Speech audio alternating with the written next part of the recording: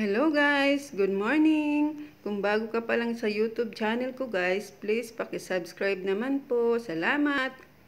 Ayan na nga guys, mag-aalmusal na si Chico. Ito yung yan, chicken, carrot. Yan. Susubo ko na sa kanya guys. Yan.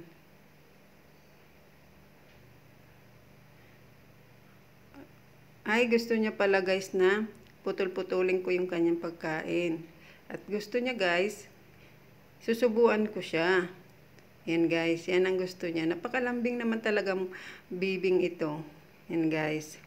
Pero malambing talaga to guys. Napakabait nito. Yan.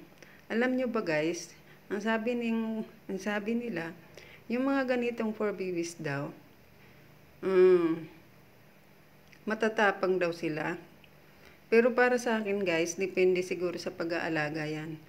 Kapag ituturing mo sila na kapamilya, kapag ipakita mo ang pagmamahal mo sa kanila, gaya ng pagmamahal mo sa mga anak mo, mararamdaman din nila guys na mahal mo sila. Kaya dapat kapag mag-alaga ka ng ganitong 4 babies, hindi mo lang sila pakainin, mamahalin mo rin sila. Yan, ituring mo silang pamilya.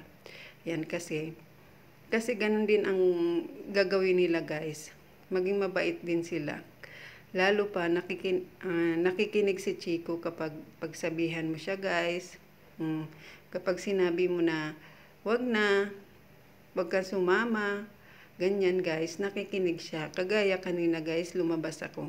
Bumili lang ako ng almusal ko. Yan, kinausap ko lang siya guys. Yan, hinawakan ko lang kanyang ulo na wag ka nang sumama baby kasi sobrang init.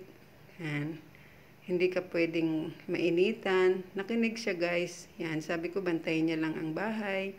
Ayan, hindi siya humabol guys. Kasi guys, pag umaalis ako guys, nangunguna ito guys. Nangunguna ito doon sa gate guys. Yan, pag alam niya may dala akong bag, ayan na. Talagang memorize niya na guys ang ginagawa ko. Pero pag kinakausap mo siya guys, nakikinig naman. Ayan.